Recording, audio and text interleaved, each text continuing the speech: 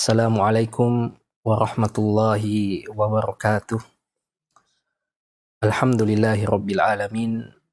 Hamdan katsiran kama amar. Hamdan yanbaghi li jalali wajhihi wa azimi sultani. Asyhadu an la ilaha illallah wahdahu la syarikalah.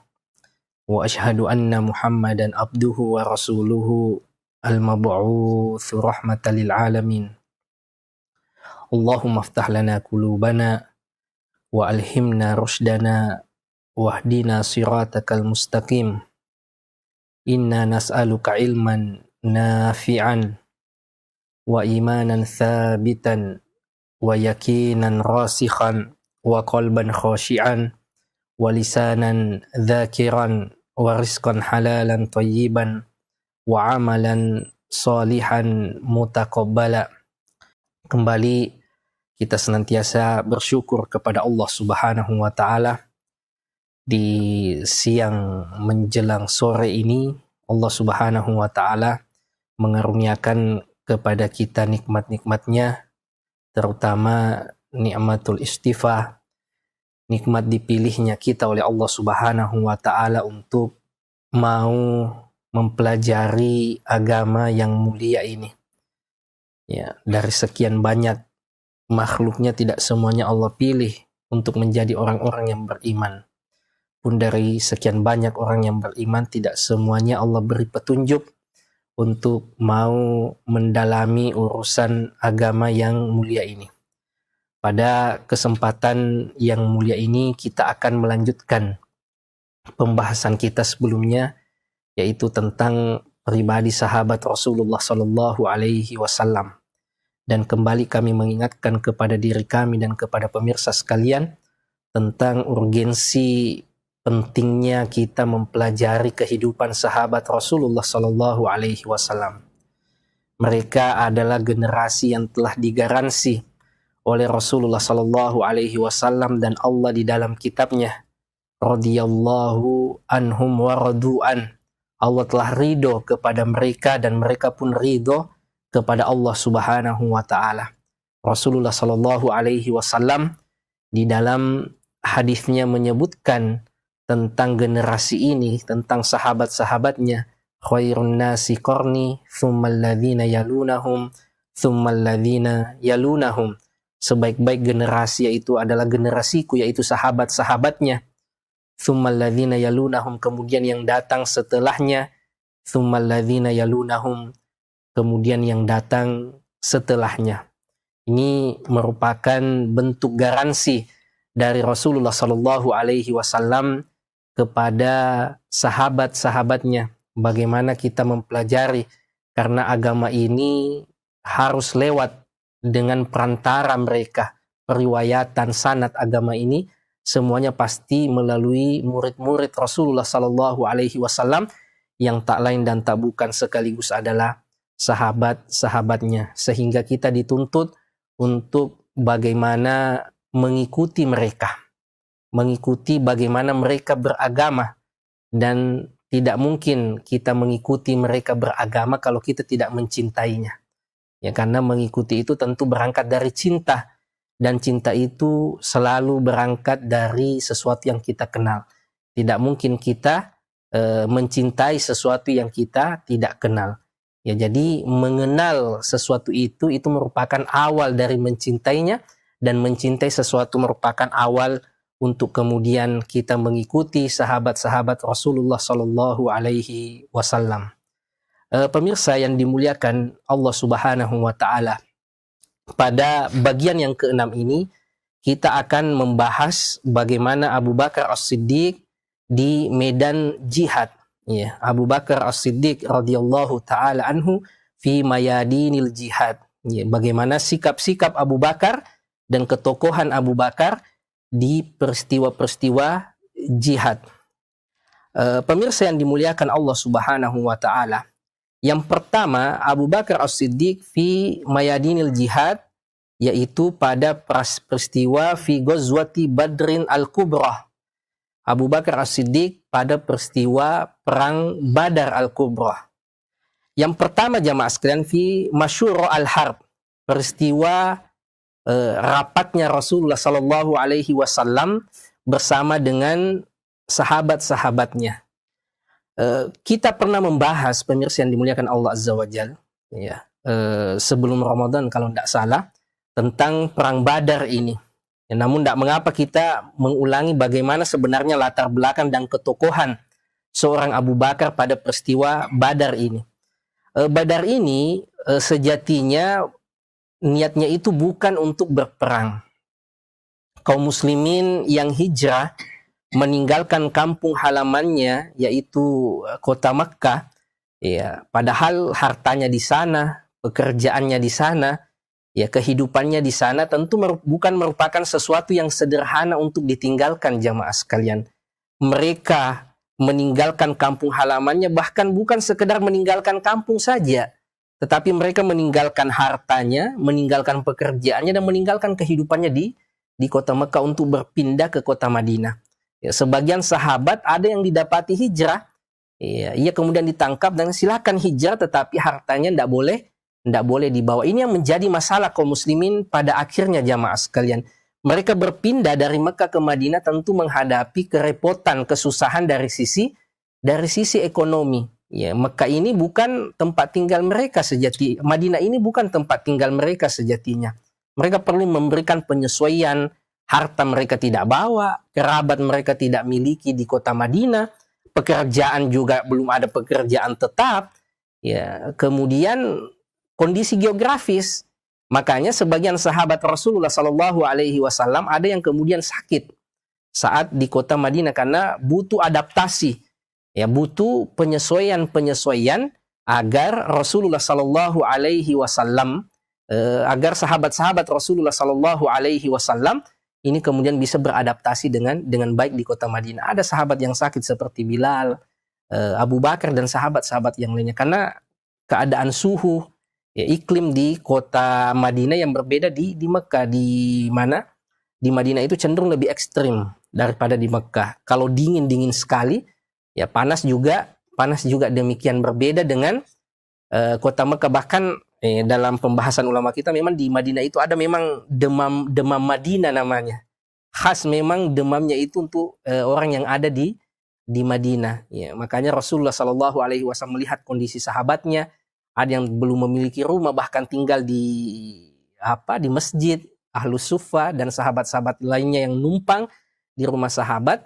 Maka melihat kondisi ini bertepatan dengan momentum lewatnya seorang saudagar kaya dari Mekah yang membawa harta-harta penduduk Mekah, termasuk harta-harta kaum muslimin yang mereka tinggalkan waktu di kota Mekah. Inilah yang kemudian dirapatkan oleh Rasulullah Shallallahu Alaihi Wasallam bersama dengan sahabat-sahabatnya untuk menghalau kafilah dagang ini dan meminta harta mereka kembali agar bisa dipakai hidup di kota Madinah. Ya, Rasulullah Shallallahu Alaihi Wasallam rencananya sebagaimana yang kita sebutkan bukan untuk berperang, sebatas menemani sahabat-sahabatnya untuk kemudian meminta hartanya. Ya, namun saat itu jamaah sekalian yang dimuliakan Allah Azza wa Jalla, Rasulullah juga tidak mengumumkan dan memberikan persiapan bahwa kita akan pergi berperang. Ya, Rasulullah hanya membiarkan siapa yang akan ikut silahkan. Dan ternyata saat itu ada sekitar 13 sahabat Rasulullah Shallallahu Alaihi Wasallam yang ikut menyertainya, termasuk mayoritas dari sahabat-sahabat kalangan Ansor. Sebelum berangkat jamaah sekalian, Rasulullah Shallallahu Alaihi Wasallam mengutus 2 orang sahabatnya untuk menyelidiki pergerakan Abu Sufyan. Ya, Abu Sufyan ini kan dari berdagang di Syam, di Suriah, ya, Suriah dan sekitarnya, Palestina dan seterusnya. Untuk kembali ke Mekah maka mesti ia melewati kota Madinah. Saat itu jamaah sekalian, pemirsa yang dimuliakan Allah Azza wa Jal, Rasulullah mengutus 2 orang sahabatnya untuk menginteli, ya, untuk kemudian mencari informasi bagaimana pergerakan Abu Sufyan, ya, berapa sumber daya manusia yang bersamanya dan seterusnya. Berangkatlah 2 sahabat Rasulullah Sallallahu Alaihi Wasallam, ya, kemudian kembali melaporkan bahwa betul Abu Sufyan akan lewat di medan Badar nantinya. Dan Abu Sufyan ini, pemirsa yang dimuliakan Allah Azza wa Jal, ya, namanya bisnismen ulung, Ya, linknya link internasional, tentu bukan orang sembarang. Ia orang yang sangat cerdas sekali. Makanya ia sudah mengantisipasi bahwa ia akan lewat di kota Madinah. Apa iya Muhammad akan membiarkannya begitu saja? Maka di setiap perkampungan yang ia lalu, ia bertanya, apakah ada sahabat Muhammad atau orang dari Madinah yang datang bertanya-tanya seputar kafilah dagang yang akan lewat. Ya, sampailah pada suatu kampung, ya saat itu yang tempat sahabat Rasulullah mencari informasi, ya orang-orang di situ mengatakan, ya kami tidak tahu, tapi ada 2 orang yang selama ini mencari informasi tentang kafilah dagang. Kami juga tidak tahu dari mana ia. Nah, di sini kemudian kecerdasannya lagi Abu Sufyan. Ia bertanya, di mana ia biasa memarkir untanya atau menambatkan untanya. Ya, kemudian ditunjuki bahwa di sana ia biasa 2 orang itu kemudian menyimpan untanya. Maka di sana kemudian Abu Sufyan datang melihat tempat unta itu yang ditempati oleh 2 orang sahabat Rasul yang sudah kembali ini, dan ia mencari kotoran unta dan didapati ternyata dari kotoran unta itu ada biji-biji kurma. Ya, ini kecerdasannya seorang Abu Sufyan, dan ia bisa mendeteksi bahwa unta ini adalah unta Madinah. Karena hanya unta Madinah yang memakan kurma, ya karena kurma itu banyaknya di kota Madinah. Maka disitulah kemudian Abu Sufyan mengambil kesimpulan bahwa ya Muhammad bersama dengan sahabat-sahabatnya akan menghalaunya di Badar atau di sekitar kota Madinah. Maka dengan kecerdasan siapa? Abu Sufyan, ia kemudian bersegera menulis surat dan menyewa penunggang kuda yang tercepat untuk mengabarkan secepatnya ke kota Mekah tentang peristiwa atau kemungkinan-kemungkinan yang akan dihadapi oleh kafilah dagang. Karena apa yang dibawa oleh Abu Sufyan ini ada potensi ekonomi yang sangat besar sekali. Ya, sampai-sampai ahli sejarah mengatakan kalau Rasulullah mampu mencegah Abu Sufyan saat itu, maka ekonomi Mekah ini akan runtuh. Karena semua potensi ekonomi Mekah dibawa sama Abu Sufyan. Abu Sufyan ini pedagang yang sangat besar. Kalau Abu Sufyan mengatakan kepada penduduk Mekah, saya akan ke Syam berdagang atau saya akan ke Yaman berdagang, maka semua orang Mekah akan memberikan hartanya, menitipkan hartanya untuk diputar sama Abu Sufyan, saking jagonya berdagang, saking jagonya berbisnis. Nah, dan saat itu Abu Sufyan mengirim surat cepat ke kota Mekah. Ya, sampai kemudian di majelis Darun Nadwa, majelis permusyawaratan orang Quraisy, ia mendapatkan kabar bahwa Abu Sufyan untung besar, tetapi ia akan dihalau oleh Muhammad. An-Najdah, dia butuh untuk pertolongan, dia butuh untuk dibantu. Maka saat itu juga Abu Jahal yang masih memimpin majelis itu kemudian memutuskan untuk mengirim 1.000 pasukan yang siap bertempur dengan perlengkapan senjata yang sudah sangat siap sekali. Ya, ternyata 1.000 ini yang kemudian berangkat ke medan Badar, dan Abu Sufyan karena kecerdasannya yang tidak mungkin mau melewati Badar lagi seperti sedia kala atau seperti biasanya yang dilalui oleh kafilah dagang yang lain, karena ia sudah membaca bahwa kaum muslimin pasti akan menghadangnya. Maka Abu Sufyan mengambil rute yang lain, agak menyimpang sedikit agar kemudian selamat. Dan ternyata qadarullahi wa ma syaa fa'al, dan inilah takdir Allah yang berlaku. Ternyata Abu Sufyan justru selamat, ya tidak ketemu dengan kaum muslimin. Setelah selamat, bebas atau sudah keluar dari area wilayah kota Madinah, maka kembali Abu Sufyan ini bersurat kepada Abu Jahal dan pemimpin-pemimpin yang ada di Mekah yang sudah berangkat mendekat ke Badar. Ia mengabarkan bahwa kami ini sudah aman, ya kami ini sudah selamat, ya kafilah dagang ini sudah aman, perdagangan kita sudah oke, sudah tidak ada masalah. Maka setelah mendapatkan surat ini terjadi ikhtilaf, terjadi perbedaan pendapat di antara pasukan yang akan menemui Rasulullah ini, 1.000 pasukan siap tempur ini. Sebagian mengatakan ya udah kita pulang saja.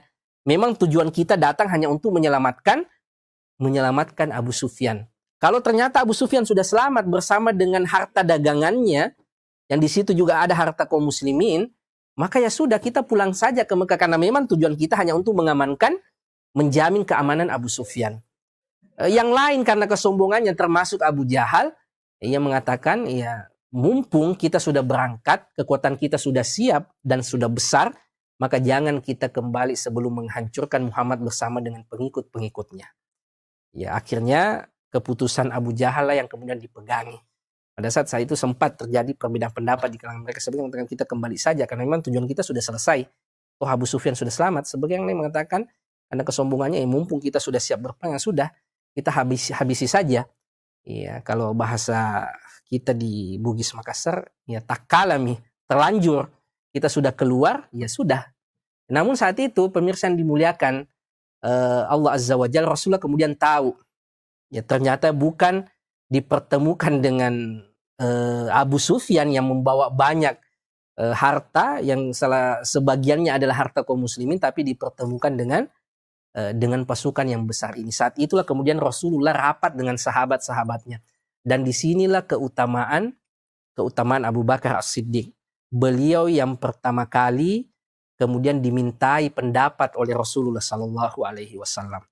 Apakah sikap yang tepat untuk menghadapi ini? Yang niat awal kita mau ketemu pebisnis, ajukan proposal, minta harta kita, tapi ternyata justru dipertemukan dengan pasukan besar. Dan Rasulullah rapat dengan sahabatnya dan selalunya mendahulukan Abu Bakar As-Siddiq di dalam pandangannya. Saat itu Abu Bakar kemudian mengatakan, kita lanjut ya Rasulullah, apa yang engkau pandang baik maka kita tetap lanjut sesuai dengan rencana kita, meskipun saat itu tidak ada persiapan untuk berperang.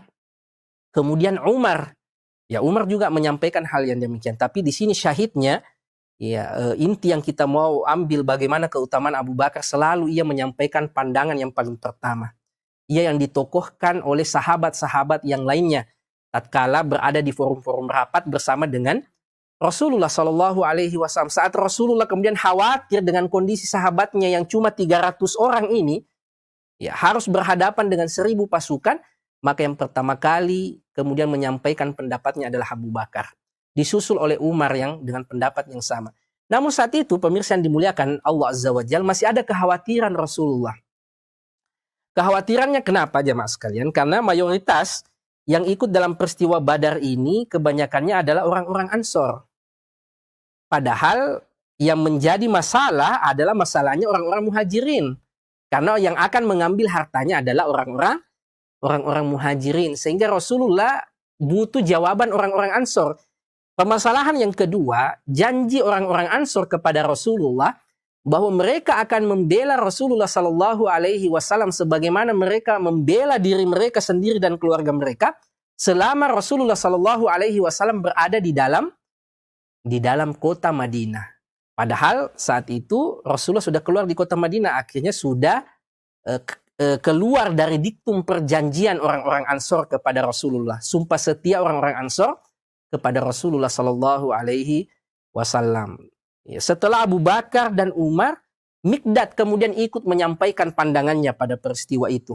Mikdad mengatakan kepada Rasulullah, ya Rasulullah, ya kami tidak akan mengatakan kepadamu sebagaimana yang dikatakan oleh Bani Israel kepada Nabi Musa yang diabadikan di dalam Al-Quran.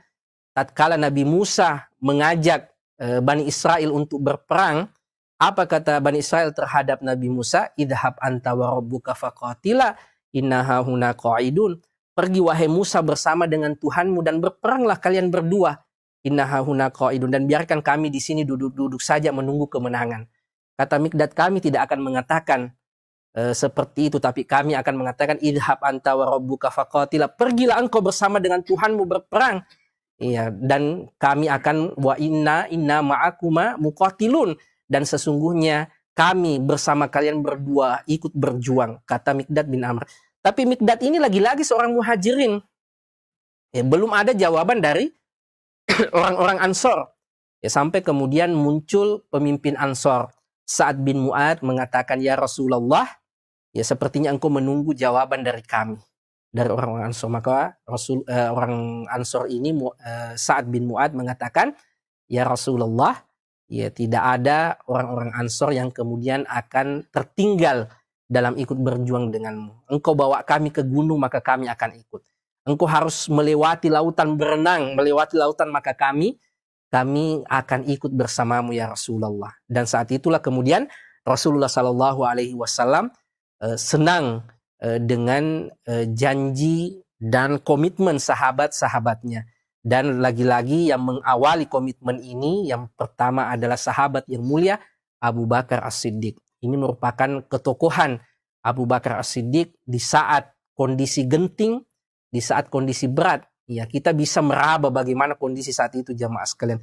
300 orang dalam keadaan tidak siap berperang dipertemukan dengan 1.000 pasukan yang memang sudah siap berperang. Iya. Yang kita ingin temui adalah minta uang kita, tetapi ternyata dipertemukan oleh tentara yang mau berperang. Yang Allah abadikan dalam Al-Quran, idh antum bil udwati dunya wa hum bil udwatil quswa wa rakbu asfala minkum walau tawa'atum lakhtalaftum fil mi'ad. Engkau berada di satu lembah, ya, sementara pasukan itu berada di lembah yang lainnya. Adapun kafilah dagang yang engkau ingin temui, rakbu itu lewat di jalan yang lain dan engkau tidak melihatnya lagi. Walau tawa'attum lakhtalaftum fil mi'ad. Sekiranya pun kalian sudah berjanji untuk ketemu, kalau Allah tidak menghendaki, maka kalian tidak akan pernah ketemu. Dan begitulah hakikat kehidupan ini jamaah sekalian. Ya, tidak semuanya apa yang kita rencanakan akan terrealisasi. Apa yang sudah kita hitung matang-matang, sudah persiapkan matang-matang, kadangkala Allah berkehendak lain. Dan kehendak Allah lah yang kemudian menjadi kenyataan. Saat itu Abu Bakar menyampaikan komitmennya pertama kali di depan Rasulullah Shallallahu Alaihi Wasallam untuk tetap melanjutkan perjuangan ini. Saat itu jamaah sekalian, ya, fi ardil ma'rakah, pada medan peperangan ini, kana radhiyallahu anhu bijanibi Rasulillah Shallallahu Alaihi Wasallam. Abu Bakar senantiasa berada di samping Rasulullah Sallallahu Alaihi Wasallam. Ini keutamaan Abu Bakar dalam setiap peristiwa perang, termasuk di perang Badar ini. Kata muallif rahimahullah, Abu Bakar senantiasa berada di dekat Rasulullah Sallallahu Alaihi Wasallam. Ya, saat itu pada waktu malam, ya, ittajaha Rasulullah Sallallahu Alaihi Wasallam ila Rabbih yad'uhu. Ya, Rasulullah Sallallahu Alaihi Wasallam pada malam harinya, karena Rasulullah Shallallahu Alaihi Wasallam sadar betul, ya, bahwa kondisi ini tidak normal, mustahil 300 ini menang melawan 1.000 memang yang sudah siap tempur. Kalau kondisinya normal dan persiapannya biasa-biasa saja, maka mustahil kita akan menang. Maka Rasulullah Shallallahu Alaihi Wasallam terus berdoa, dan ini merupakan senjata kita. Orang beriman, bagaimana kita menjadikan doa ini merupakan wirid harian kita, sekaligus tempat kita bersandar, yaitu Allah Subhanahu wa Ta'ala, tempat kita meminta. Rasulullah terus berdoa, Allahumma anjizli ma wa'atani, Allahumma atini ma wa'atani, Allahumma intuhlak hadhil isoba min ahlil Islam la tu'bad fil ardi abadan. Ya Allah, jadikanlah janjimu itu kenyataan. Kalau sampai sahabatku yang sedikit ini dibinasakan, dikalahkan, maka tidak akan ada yang pernah menyembahmu lagi di atas muka bumi ini. Tidak ada lagi yang menyembahmu di atas muka bumi ini. Rasulullah terus berdoa jamaah sekalian, betul-betul dalam keadaan diksi yang digunakan Rasulullah adalah diksi yang betul-betul orang yang sangat butuh. Diksi yang sangat tegas menyatakan kebutuhan kaum muslimin akan pertolongan Allah Subhanahu wa Ta'ala. Dan ini merupakan juga adab di dalam berdoa. Bagaimana kita menunjukkan bahwa kita ini orang yang lemah, kita ini orang yang fakir, dan kita orang butuh kepada Allah Subhanahu wa Ta'ala. Ya, bukan adab yang baik kita berdoa tapi dalam keadaan memperlihatkan ketidakbutuhan kita. Ya Allah, kalau engkau mau jadikan saya kaya, kalau tidak mau juga tidak apa-apa. Ya, ini tidak benar. Ya, tunjukkan bahwa kita memang butuh kepada Allah Subhanahu wa Ta'ala. Kita ini fakir, kita ini miskin, kita butuh. Rasulullah sampai menggunakan diksi yang demikian. Allahumma atini ma wa'tani, Allahumma anjizli ma wa'tani, lau tuhlak hadhil isoba min ahlil Islam, la tu'bad fil ardi abadan. Kalau sampai sahabatku yang sedikit ini dibinasakan, dikalahkan, maka tidak ada lagi yang akan menyembahmu di atas muka bumi ini. Dan lagi-lagi jamaah sekalian, yang mendampingi Rasulullah Sallallahu Alaihi Wasallam, bahkan saat malam Rasulullah berdoa, semua sahabat sibuk dengan aktivitas persiapan perangnya. Ternyata yang setia menemani Rasulullah Sallallahu Alaihi Wasallam di sampingnya adalah sahabat yang mulia Abu Bakar As-Siddiq radhiyallahu taala anhu. Sampai kemudian Abu Bakar berkata, kepada Rasulullah sallallahu alaihi wasallam, ya hasbuk ya Rasulullah, kafaka ya Rasulullah, kafaka munasyadatuka rabbaka fa innahu, ya sesungguhnya cukup ya Rasulullah, cukup engkau seperti itu, sesungguhnya Allah Subhanahu wa taala tidak akan melupakan janjinya kepadamu. Saat itu Rasulullah masih terus berlinang air mata, masih terus menangis sambil berdoa kepada Allah Subhanahu wa taala, sampai-sampai selendang beliau jatuh. Ya, Abu Bakar yang senantiasa menyertai beliau, senantiasa mendampingi beliau, menghibur. Allah senantiasa bersama dengan kita. Allah tidak akan melalaikan kita, dan ini keutamaan Abu Bakar As-Siddiq. Karena jamaah sekalian, bagaimanapun kuatnya figur seseorang, ia butuh orang-orang di sekitarnya yang akan menguatkannya. Karena seseorang itu adalah sebenarnya produk dari lingkungannya. An-nasu abna'u bi'atih. Seseorang itu adalah merupakan anak dari lingkungannya. Ya. Rasulullah Shallallahu Alaihi Wasallam khairul khalqillah, sebaik-baik ciptaan Allah Subhanahu Wa Taala. Bersama hal yang demikian jamaah sekalian, dan keutamaan yang Rasulullah miliki, ternyata Allah menakdirkan dan Allah memilihkan orang-orang di sekitar Rasulullah untuk senantiasa menguatkan juga Rasulullah Shallallahu Alaihi Wasallam. Dan sahabat yang paling utama yang senantiasa menguatkan Rasulullah adalah Abu Bakar. Kalimat yang serupa yang pernah diucapkan oleh Rasulullah tatkala menghibur siapa? Abu Bakar waktu peristiwa hijrah. La tahzan, innallaha ma'ana. Jangan bersedih wahai Abu Bakar, sesungguhnya Allah bersama dengan kita. Pada waktu peristiwa Badar ini, saat Rasulullah gelisah, galau melihat kondisi pasukan yang tidak seimbang ini, ternyata yang menguatkan adalah Abu Bakar dengan kalimat yang serupa. Hasbuk ya Rasulullah, cukup ya Rasulullah, sesungguhnya Allah bersama dengan kita. Allah tidak akan lupa dengan janjinya. Dan inilah prinsip ukhuwah yang ditunjukkan oleh Abu Bakar dengan Rasulullah. Ya, prinsip ukhuwah yaitu saling menguatkan, apalagi dalam kondisi yang genting. Bukan malah saling menggembosi, saling menyalahkan, ya, tetapi saling menguatkan dan saling mendukung dan memberikan kesetiaan. Dan ini yang ditunjukkan sahabat yang mulia Abu Bakar As-Siddiq. Ia senantiasa menemani Rasulullah Shallallahu Alaihi Wasallam di kondisi-kondisi yang sangat genting, bahkan menguatkan dan menghibur Rasulullah Shallallahu Alaihi Wasallam, hingga akhirnya Allah mengabulkan doa nabinya ini yang Allah abadikan di dalam Al-Quran. Idh tastaghithuna rabbakum fastajaba lakum anni mumiddukum bi alfin minal malaikati murdifin. Dan ingatlah wahai Muhammad, tatkala engkau meminta kepada Tuhanmu dan Tuhanmu kemudian mengabulkannya, maka kami mengirimkan ribuan malaikat untuk membantumu. Akhirnya peperangannya menjadi terbalik. 313 kaum muslimin bersama ribuan malaikat melawan 1000 orang-orang kafir. Makanya peristiwa itu banyak sekali keajaiban yang terjadi. Karena yang ikut terlibat dominan adalah para malaikat. Sehingga diriwayatkan salah seorang sahabat Rasulullah melihat orang kafir yang mengendap-endap, ia kemudian pergi mengambil parang, baru kemudian mengayunkan pedang itu, belum sampai di orang kafir itu, ternyata orang kafir itu sudah lepas kepalanya. Iya, karena memang yang terlibat banyak saat itu adalah para malaikat Allah Subhanahu wa taala. Karena secara hitung-hitungan manusia mustahil yang 300, yang tidak semuanya membawa pedang, tidak semuanya siap untuk berperang melawan 1000 pasukan yang siap tempur. Tetapi inti dari keteladanan yang kita ingin ambil pada Abu Bakar ini adalah bagaimana ya, Rasulullah Shallallahu Alaihi Wasallam bersama dengan Abu Bakar disertai terus, didampingi, dikuatkan. Dari sejak musyawarah tadi, yang pertama kali menguatkan Rasulullah siapa?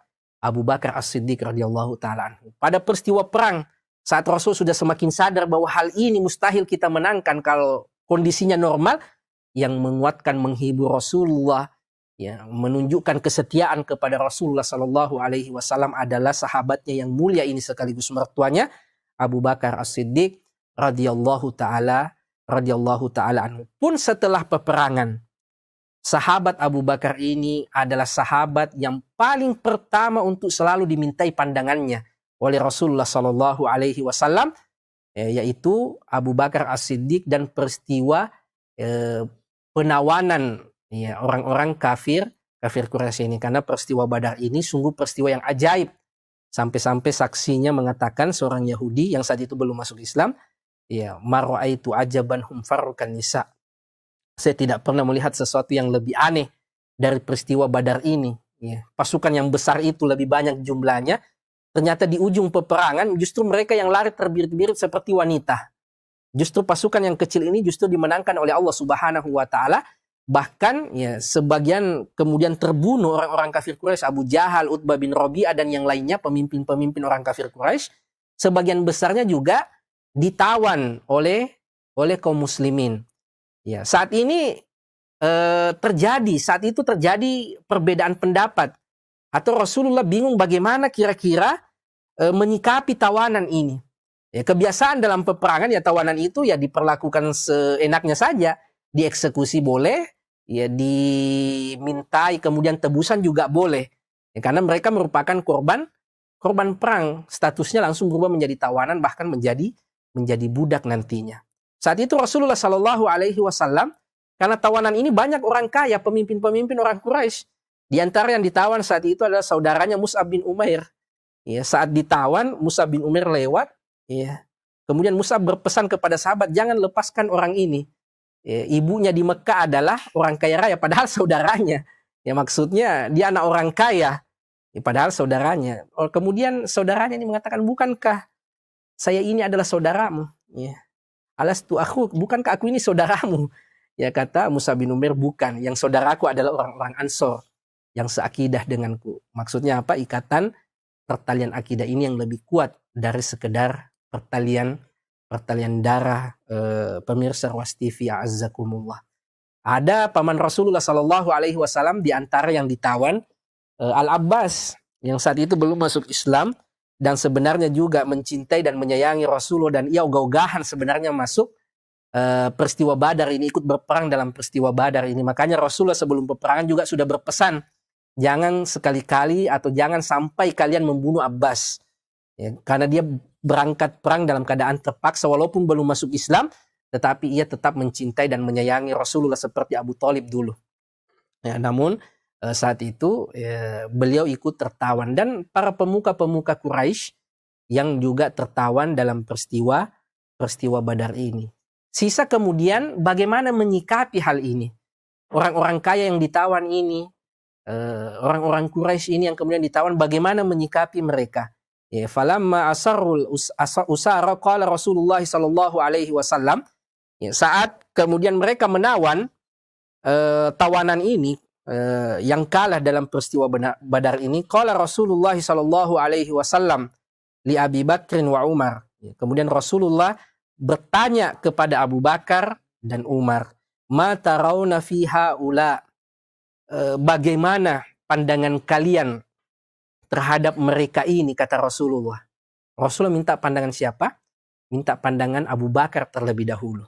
Orang pertama yang selalu Rasulullah Shallallahu Alaihi Wasallam mintai pandangannya. Ya.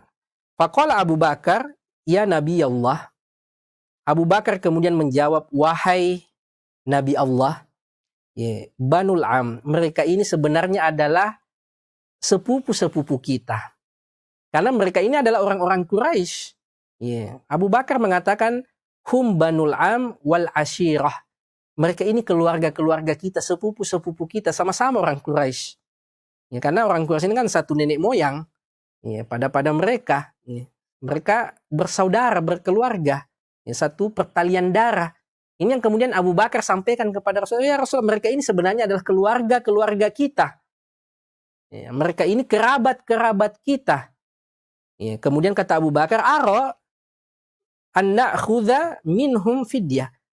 Kalau saya pandang, kata Abu Bakar, pandangan saya, kita mengambil uang tebusan dari orang-orang kafir Quraisy. Fatakunu lana quwwah alal kufar, sehingga itu bisa lebih menguatkan kondisi ekonomi dan persiapan kita ke depan. Kenapa jamaah sekalian? Karena saat itu baru 2 tahun usia kaum muslimin di kota Madinah, belum stabil dari sisi ekonomi, pertahanan dan yang lainnya. Maka menurut Abu Bakar, kita mau bunuh mereka juga masih keluarga, kondisi ekonomi kita juga masih belum stabil, maka bagaimana kalau kita minta tebusan saja? Ya, minta tebusan berupa fidyah, itu yang kemudian kita jadikan potensi untuk menguatkan ekonomi kita, menjadi penguatan dan menjadi kekuatan bagi kita atas orang-orang kafir setelah ini. Fa'asallah an yahdiyahum ilal Islam. Dan saya berharap, dan kita semua berharap, mudah-mudahan Allah kemudian memberikan nanti setelah ini hidayah kepada Islam. Ya, ini pandangan pertama Abu Bakar. Karena yang paling pertama yang Rasulullah Shallallahu Alaihi Wasallam mintai pandangan lagi-lagi adalah Abu Bakar As-Siddiq. Ya, kemudian Rasulullah bertanya kepada Umar untuk pandangan yang kedua, Matara ya Ibn al-Khattab, apa yang engkau pandang wahai Ibn al-Khattab? Bagaimana pandanganmu wahai Umar bin Khattab? Ya, beda dengan Abu Bakar, Umar ya sosok yang tegas. Ya, paradigmanya beda. Kalau tadi paradigmanya Abu Bakar itu paradigma kekeluargaan dan kondisi ekonomi yang belum stabil, ya kalau Umar ya mereka ini adalah musuh-musuh Allah. Maka penggal saja lehernya. Mereka harus kemudian dieksekusi. Fa inna haula aimatul kufar, karena mereka ini adalah pemimpinnya orang-orang kafir yang menentang Allah Subhanahu wa taala, maka sebaiknya mereka dieksekusi saja. Kata Umar bin Khattab radhiyallahu taala anhu. Ternyata jamaah sekalian, Rasulullah Shallallahu Alaihi Wasallam lebih cenderung kepada pendapatnya Abu Bakar. Ya, Rasulullah disebutkan ya mala ila maqala Abu Bakar. Ya, beliau lebih condong terhadap apa yang diutarakan oleh Abu Bakar. Akan tetapi turun ayat yang kemudian justru membenarkan pandangan Umar. Tapi yang menjadi pelajaran kita di sini kata muallif rahimahullah, asyahid anna Abu Bakar daiman fil muqaddimah. Yang menjadi inti dari apa yang disampaikan pada peristiwa ini adalah bagaimana selalu Abu Bakar itu yang didahulukan untuk dimintai pandangannya oleh Rasulullah Sallallahu Alaihi Wasallam. Sebelum perang, pada saat perang, setelah perang selalu. Kemudian Abu Bakar yang didahulukan dan dimintai pandangan dan wejangannya oleh Rasulullah Sallallahu Alaihi Wasallam, dan ini tentu saja bukan suatu yang biasa karena yang meminta pandangan ini adalah khairul khalqillah, sebaik-baik ciptaan Allah Subhanahu Wa Taala, Rasulullah Sallallahu Alaihi Wasallam. Kemudian yang kedua, As-Siddiq radhiyallahu taala anhu fi ghazwati Uhud. Bagaimana sikap As-Siddiq dalam peristiwa perang Uhud. Perang Uhud ini, pemirsa yang dimuliakan Allah Azza wa Jalla, adalah kelanjutan dari perang Badar sebenarnya. Ia adalah serangan intikam, serangan balas dendam atas kekalahan kaum muslimin di perang Badar. Setelah mengalami kekalahan yang sangat besar pada peristiwa Badar, maka orang-orang kafir Quraisy menyusun serangan balas dendam. Ya, kalau di perang Badar ia mengirim 1.000 pasukan yang siap tempur, maka di perang Uhud ini ia mengirim 3.000 atau sekitaran itu untuk kemudian menjaga nama baik mereka. Ya, karena orang Arab sudah memperbincangkan kaum muslimin yang mereka selama ini pandang sebelah mata, tidak pernah diperhitungkan, ternyata justru mengalahkan kekuatan besar saat itu, yaitu orang Quraisy. Maka orang Quraisy karena merasa malu, ia menyiapkan serangan balas dendam. Ya, Rasulullah setelah mengetahui ternyata akan ada lagi serangan besar, serangan balas dendam, maka Rasulullah Shallallahu Alaihi Wasallam mengatur peperangan ini atau mengatur strategi perang. Lagi-lagi bermusyawarah dengan sahabatnya, kemudian menentukan strategi perang seperti yang pernah kita jelaskan dalam peristiwa Uhud. Bagaimana Rasul dengan rapi ada tim pemanah yang ditempatkan di atas Jabal Rumah, kemudian siapa yang di bagian kanan, siapa yang di bagian kiri, ya, dan siapa yang kemudian menjadi pasukan sapu jagat dan seterusnya, sudah sangat rapi diatur oleh Rasulullah Sallallahu Alaihi Wasallam. Namun saat itu jamaah sekalian, ya, pasukan kaum muslimin di fase awal peperangan ini dimenangkan atau Allah menangkan kaum muslimin. Ya, yang mana Rasulullah berpesan kepada tim pemanah di atas Jabal Rumah ini, ya, jangan sekali-sekali tinggalkan pos ini. Fa idza husirna fala tusaiduna. Kalau kami terkepung, kalian tidak usah kalian bantu sampai kami minta tolong. Wa idza ghanimna fala tusyarikuna. Kalau kami juga mengumpulkan ghanimah sudah menang, jangan juga kalian ikut untuk membantu mengumpulkan harta rampasan perang. Saat fase awal kaum muslimin sudah menang, ya, sebagian orang kafir itu terbunuh, sebagiannya lari, maka semuanya secara logika ya buat apa lagi? Ya, peperangan ini sudah selesai. Ya, toh harta rampasan perang sudah dikumpulkan, karena kebiasaan orang kafir itu kalau berperang, orang Arab itu secara umum kalau berperang membawa harta terbaik yang mereka miliki supaya mereka termotivasi untuk berperang, karena kalau kalah atau jatuh itu menjadi milik pihak yang menang. Maka mereka membawa harta terbaik mereka. Dan saat itu di fase awal kaum muslimin sudah sibuk mengumpulkan harta rampasan perang ini.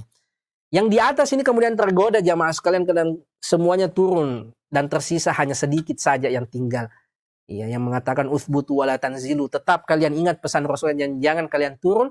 Tetapi karena logika mereka sudah melihat bahwa toh kita sudah menang, sahabat sudah mengumpulkan harta rampasan perang, ternyata jamaah sekalian ada pasukan yang belum masuk, yang sedari awal mengintai tapi tidak bisa masuk karena selalu dipanah dari atas gunung. Tapi tatkala pos yang di atas ini sudah kosong, sebagaimana pesan Rasul untuk tetap menjaga pos itu, ternyata pasukan yang dipimpin oleh Khalid ibn Walid ini menyerang dari belakang. Dalam keadaan kaum muslimin yang sudah tidak waspada, tidak siaga, akhirnya terjadi musibah yang luar biasa. Sebagian sahabat kemudian lari kembali ke Madinah karena kondisi yang begitu berat. Sebagian yang lain menghindar, ya, karena kondisi yang demikian beratnya. Dan Rasulullah SAW kemudian masuk ke dalam lubang. Ya, saat itu beliau terperangkap ke dalam lubang yang digali oleh seorang fasik bernama Amir. Dan situ Rasulullah tidak terlihat, sehingga orang-orang kafir menyebarkan desas-desus bahwa Rasulullah SAW sudah wafat.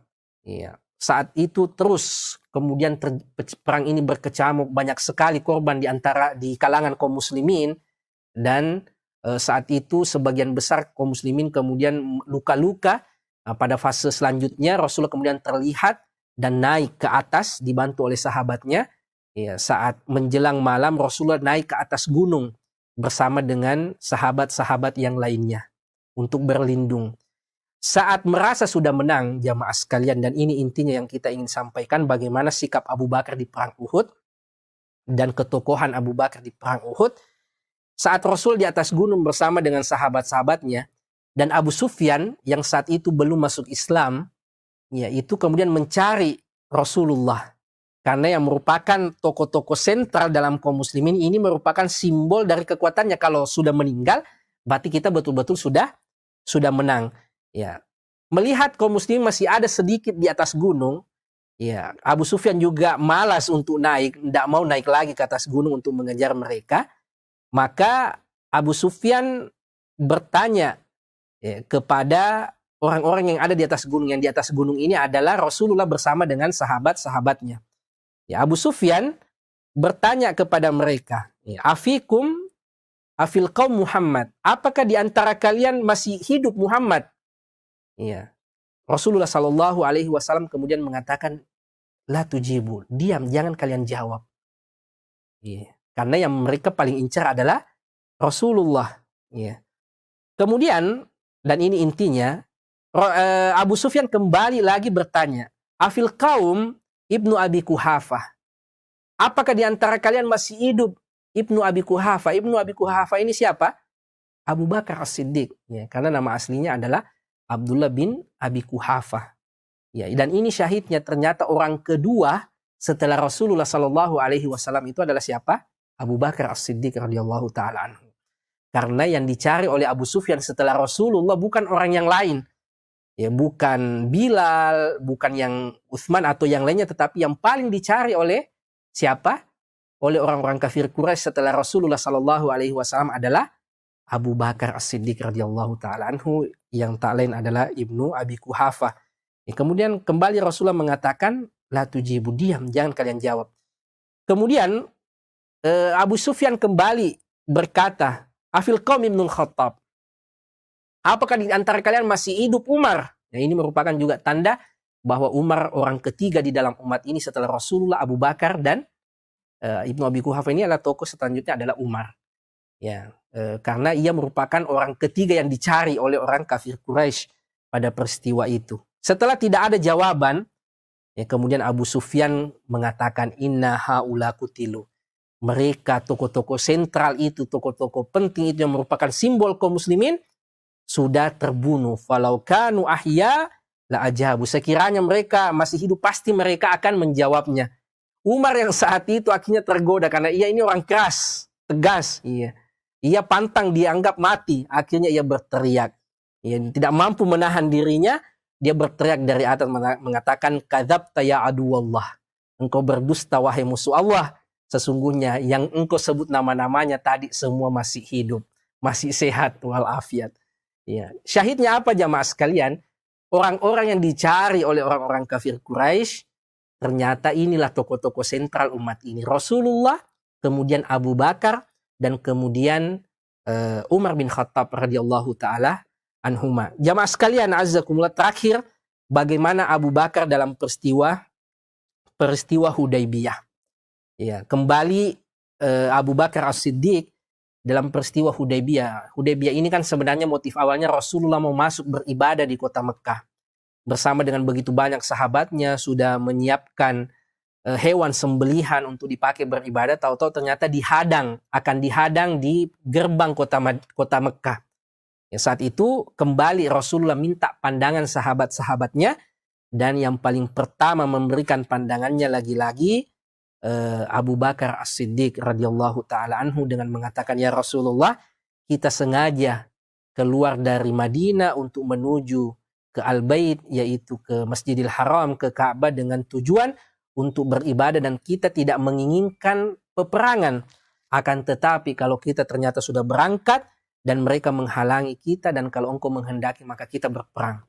Ini lagi-lagi yang menyampaikan pandangan pertama saat kondisi kritis adalah lagi-lagi Abu Bakar As-Siddiq radhiyallahu taala anhu. Meskipun pada akhirnya nanti Rasul menyetujui perjanjian untuk pulang dan tidak melanjutkan ibadah. Dan di sini lagi ketokohan Abu Bakar saat Umar tidak bisa menerima sikap Rasulullah yang menyetujui perjanjian. Kenapa tidak perang saja? Toh kita sudah banyak, toh kita sudah siap. Tatkala bertanya kepada Rasulullah, ya Rasulullah, fama hadhihi daniyah, wahai Rasulullah, kehinaan apa ini? Kenapa kita harus terhina seperti ini padahal kita ini sudah kuat? Kalau mau perangnya sudah perang saja. Tapi Rasulullah hanya menjawab singkat, innama ana abduhu wa rasuluhu wallahu wa nasir. Saya ini hanyalah hamba dan utusannya dan Allah yang menjadi penolongku. Setelah dari Rasulullah Abu Bakar ke siapa? Setelah dari Rasulullah Umar ke siapa? Kepada Abu Bakar As-Siddiq radhiyallahu taala anhu. Wahai Abu Bakar, kenapa kita harus terhina seperti ini? Kata siapa? Kata Abu Bakar seperti yang dikatakan oleh Rasulullah, ya, innama huwa abduhu wa rasuluhu wallahu wa nasir. Dia itu hanyalah hamba dan utusan Allah dan Allah lah yang akan menolongnya. Syahidnya di sini, ya, Umar setelah dari Rasulullah langsung kepada Abu Bakar, dan ini merupakan ketokohan Abu Bakar. Di setiap forum ia yang pertama kali selalu memberikan pandangan, dimintai pandangan oleh Rasulullah. Bahkan di saat orang tidak bisa memahami sikap Rasulullah Sallallahu Alaihi Wasallam, Abu Bakar tetap setia, tetap komitmen, persis seperti yang disampaikan oleh Rasulullah Sallallahu Alaihi Wasallam. Abu Bakar mengatakan Muhammad itu adalah hamba dan utusan Allah dan Allah lah yang akan menjadi penolongnya. Inilah sikap-sikap Abu Bakar dalam peperangan. Jamaah sekalian, bagaimana al-wafa, bagaimana kesetiaan beliau kepada Rasulullah Sallallahu Alaihi Wasallam. Sampai-sampai Ibnu Katsir menyebutkan bahwa ahli sejarah sepakat, tidak pernah sekalipun Abu Bakar itu alfa dalam peperangan yang diikuti oleh Rasulullah Sallallahu Alaihi Wasallam. Di mana ada peperangan, di situ ada Rasulullah, di situ juga ada senantiasa Abu Bakar mendampingi beliau alaihi salatu wassalam. Ini merupakan pelajaran kepada kita bagaimana kesetiaan kita terhadap perjuangan untuk senantiasa beribadah kepada Allah Subhanahu wa taala. Mungkin di masa dan di hari kita ini kita tidak dituntut untuk kondisi yang sangat berat seperti yang dihadapi oleh Rasulullah bersama dengan Abu Bakar, tapi minimal bagaimana kesetiaan kita terhadap kaum muslimin, peka terhadap penderitaan mereka, karena sakit yang diderita oleh saudara kita sejatinya adalah sakit kita. Dan ini yang diajarkan oleh Abu Bakar, kesetiaan kita terhadap agama dan umat ini. Wassallallahu ala nabiyina Muhammad wa ala alihi wa sahbihi wasallam wa akhiru da'wana anil hamdulillahi rabbil alamin. Kami kembalikan kepada moderator.